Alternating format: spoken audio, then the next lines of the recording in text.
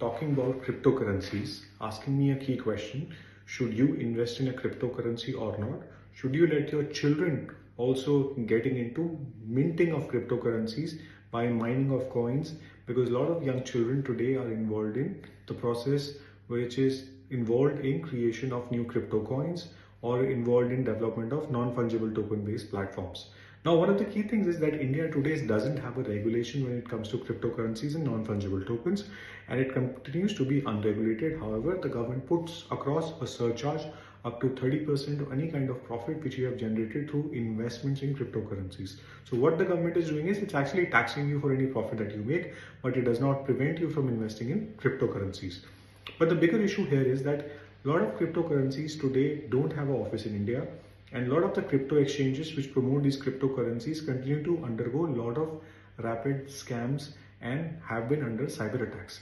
They have lost money of customers, and up to 400-500 crores worth of money has been lost. Erstwhile, we saw CoinDCX. Before that, it was WazirX, which lost large amount of money.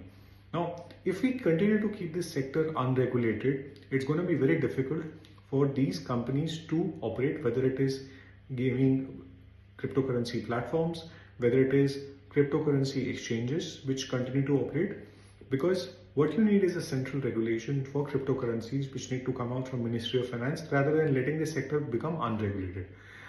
What cyber criminals are doing today is they are trying to promote new kinds of cryptocurrencies which don't exist and then use it as a mechanism on social media to propagate, and a lot of time people end up investing in these cryptocurrencies without realizing these are false.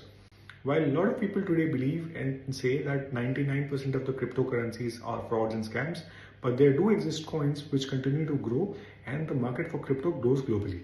So it is an alternate investment mechanism, but until and unless India doesn't come out with the regulation, it will be very difficult for people like you and me to decide what cryptocurrency is real and what is so fake. If you look at the developed countries, they have regulations. If you look at the US, they have a regulation for cryptocurrencies. If you look at the UK, they have a regulation for cryptocurrencies. So until and unless we don't create a regulation for cryptocurrencies, we won't be able to safeguard the consumer's interests. So if you and me undergo any kind of crypto scam, we don't know where to operate. The cyber laws today are inappropriate and are not fully equipped to handle cryptocurrencies because it involves cross-border transaction. It also involves dark web, deep web being involved because you don't know with whom you are doing the transactions. And to realize which coin is for real, which is for fake, and the fake valuations which are created because of this, you can't make out what is there.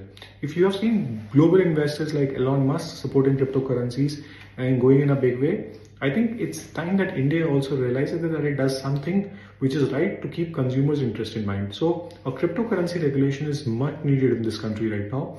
However, at the same time, the user interest also needs to be safeguarded, that when you try and invest in cryptocurrency, you do your own due diligence to realize whether that cryptocurrency is for real or it is for fake or someone is trying to dupe you. So before you go and invest in any cryptocurrency, ensure you have done your homework and you are trying to invest in a cryptocurrency through a crypto wallet which is held by a company in India, and you talk to right number of people and then do the investment.